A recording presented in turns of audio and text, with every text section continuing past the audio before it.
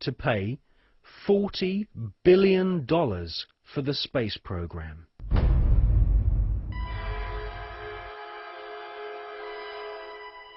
The most lethal forms of radiation, of course, are at the higher end of the spectrum.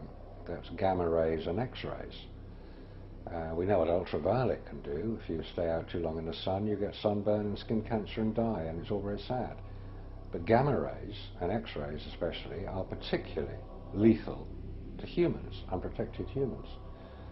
There was no protection that I have been able to identify. I've found no reference to it. I found nothing that will tell me what level of protection is offered, so I have to assume none was. I've contacted the manufacturers of the spacesuits, and they said there was no radiation protection built into the spacesuits, because I asked them if these same spacesuits could be used by technicians to go to Chernobyl or 3 Mile Island, because the nuclear reactors produce the same radiation as produced in space. They said no, not advisable, no protection. Ex-Nazis were now in charge of vast amounts of tax dollars. In today's value, the Nazis at the heart of the NASA space program were given more than $600 billion. All NASA had to do was announce a new space project, and the money was handed over so that the American government could save face in the Cold War. Alan Shepard and John Glenn were blasted into space using equipment which was still in the prototype stage.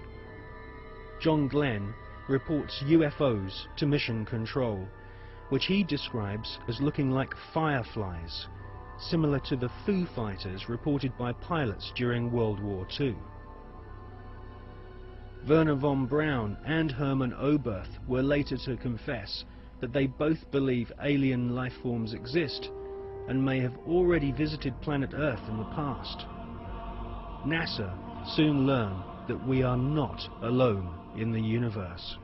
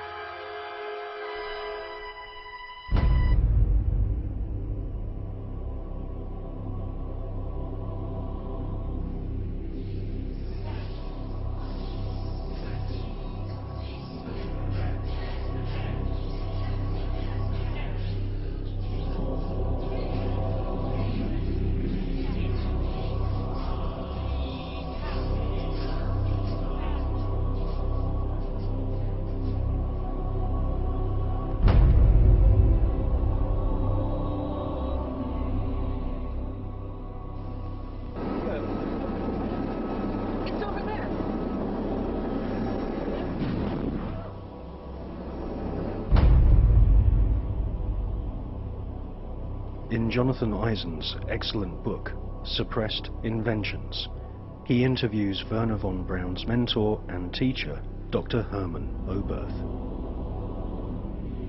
Dr. Oberth makes it quite clear that he has studied the aeronautic performance of UFOs.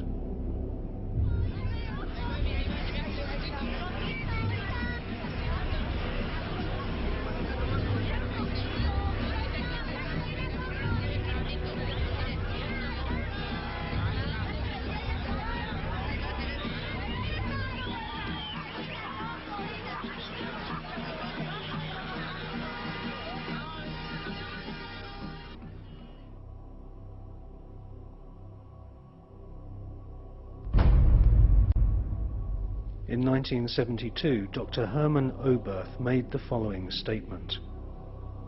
Today, we cannot produce machines that fly the same as UFOs do.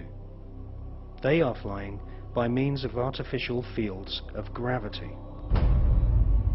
This would explain the sudden changes of directions.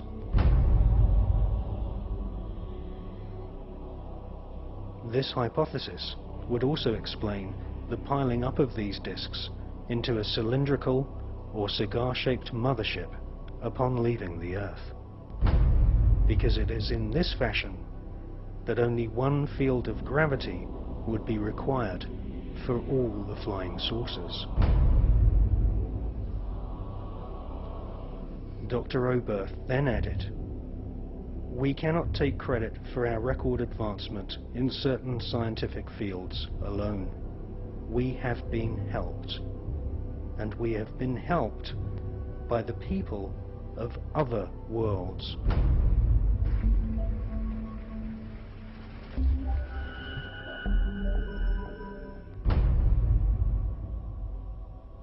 Dr. Hermann Oberth was the greatest pioneer of astronautics.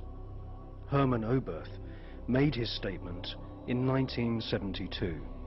Almost 20 years later, in 1991, amateur footage of UFOs stacked up in a cylindrical formation was filmed in Mexico City.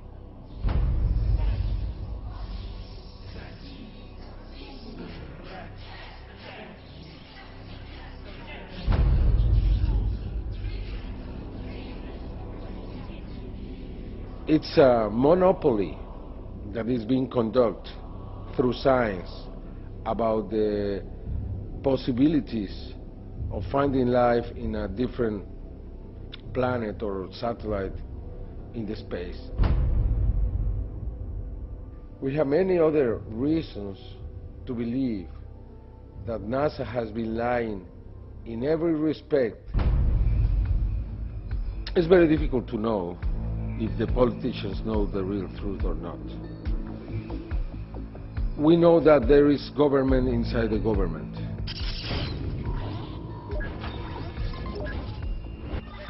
We know that there is military intelligence. We know that in America, after the Manhattan Project was created, that group subsists. And that group was the one who handled the Roswell crash, the Socorro crash, and others. Are you talking about Majestic 12?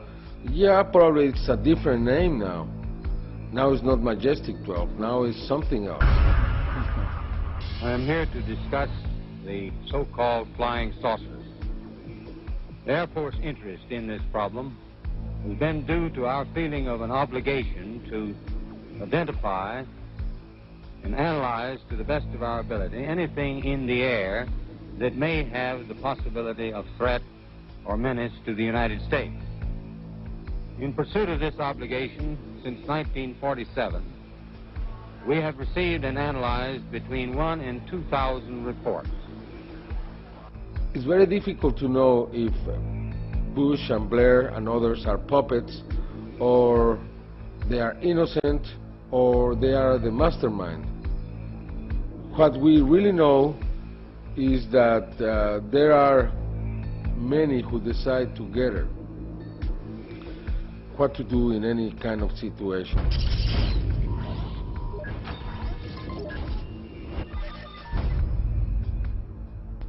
The Russians now have a very different policy around this phenomena.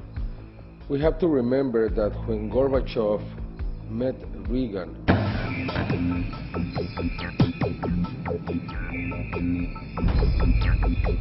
many times he asked about the technology that the United States have obtained from the others, and always Reagan, joking, replied to Gorbachev, "What did you do with it too?" They never said we are speaking about alien technology, but many times they spoke about the other technology. And we know that Gorbachev